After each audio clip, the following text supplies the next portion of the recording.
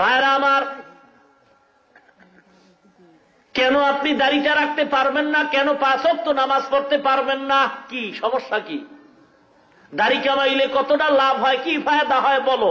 একটা স্টাম্প আনো, স্টাম্পে সিগনেচার দিয়ে আমাকে লেখে বলো দাড়ি কামাইলে এই এই এই এই ফায়দা হয়। দিতে যদি পারো, আমি সমস্ত মানুষের সামনে ওয়াদাবদ্ধ হলাম, আমিও দাড়ি কামাই দেবো। স্টাম্প দাও, কত ফায়দা হয় দাড়ি কামাইলে, দাও। তুমি লাভ কতটুকু হয়েছে বলো? মোটেও তো পারবা না, লাভ তো হয় নাই। চেহারাটা এখন তাকায় দেখছো এনার সামনে? তোমাদের জাতিবাহী বৈজ্ঞানিকরা কি কইছে? স্কুল কলেজ ভার্সিটির ছাত্র, তোমাদের মতো ছাত্র স্কুল কলেজ ভার্সিটিতে লেখাপড়া করে দাড়িওয়ালা নামাজি নাই? তোমাদের জাতিবাহী বৈজ্ঞানিকরা বলছে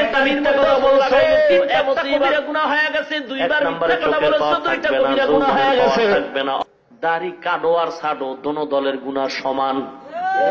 একদল পুরাটাই ক্লিন করে, আর এক দল একেবারে গালের সাথে মিলায় রাখে, মনে হয় ইন্দুর বান্দরে কামড়ায় সব সাইজ করে রাখে। দোনো দলের গুনাহ সমান, দোনো দলের গুনাহ সমান, কবিরা গুনাহ। গুনাহটা একবার আর 2বার না, মিথ্যার মতো নয়।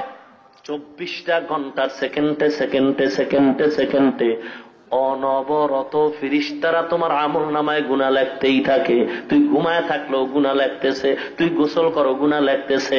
কি ব্যাপার, কি ব্যাপার? আয়নার দিকে তাকাও, বড় আবার কখন হবে? আবার সেলুনে যাব, কাটবো, আবার বড় হলে আবার কাটবো, আবার বড় হলে আবার কাটবো, আবার বড় হলে আবার কাটবো। নিয়তের বরকতে গুনাহ আমল নামায় উঠতেছে। এই যে কি মজার বয়ান করলাম, সবাই কি আমার মুরিদ হয়ে যাইব? কথা কয় না। যত লোক আছে সবাই মানবো? কেউ বাইরে নাইমেই একটা চিক করে দিয়ে কইব যে মোল্লারা কত কথাই কয়। কি বলে?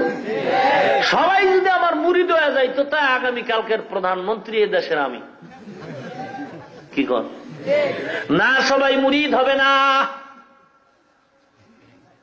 তবে একটা লোক যদি আল্লাহর কাছে তওবা করে ক্ষমা চায়, গো আল্লাহ আমার মতো গুনাহগার কেউ নাই, আমি বড় অন্যায়কারী, আমার অন্যায়ের খবর আমার মায়ে জানে না, বাবায় জানে না, আমার ভাই বোন কেউ জানে না, আমার বিবিও জানে না, মাওলা তুমি জানো আমি কত অন্যায় করেছি, মাওলা তুমি জানো, তুমি আমারে মাফ করে দাও। আমি আর নবীরে কষ্ট দিব না, তোমারে বেজার করব না, নামাজ বাদ দিব না, দাড়িটার মধ্যে অস্ত্র লাগাইব না। আমার মতো যুবক হয়ে যদি দাড়ি রেখে স্কুলে পড়ে, আমি কেন পারবো না?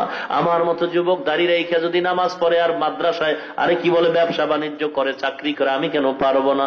ও খোদা, আমি তোমার কাছে তওবা করি, অন্তর দিয়া ওয়াদা করি, আল্লাহ এতদিন অন্যায় করেছি, আজকে থেকে ওয়াদা করলাম দাড়ি রাখবো, আর কোনোদিন ছাড়বো না, কাটবো না, নামাজ বাদ দিব না।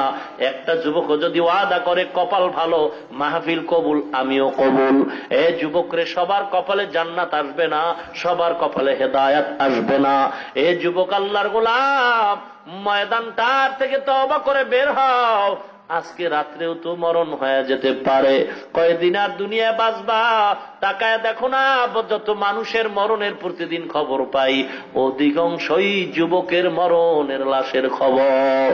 অনুরোধ করে বলছি, ঈমান নিয়া আমল নিয়ে কবরে যাও, নবীর মোহাব্বত অন্তরে ঢুকাও, আল্লাহর কাছে আর তওবা করে মাপ চাও, আর বলো আল্লাহ দাড়ি কাটবো না, আর কোনদিন আমি নামাজ 5 ওয়াক্ত ছাড়ব না। ঈমান যদি ভালো থাকে, হায়াতের মালিক আল্লাহ, সম্মানের মালিক আল্লাহ।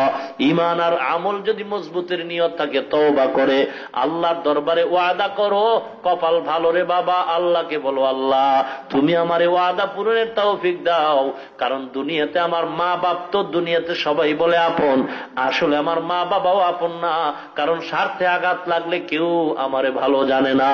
অতএব আল্লাহ তুমি আমার আপন, তুমি রিজিকের মালিক, আমি ওয়াদা করলাম জীবনে আর তোমারে বেজার করব না, নবীর সিনায় আর আঘাত দিব না, দাড়িটা কাটবো না, ছাড়বো না, নামাজ ছাড়বো না।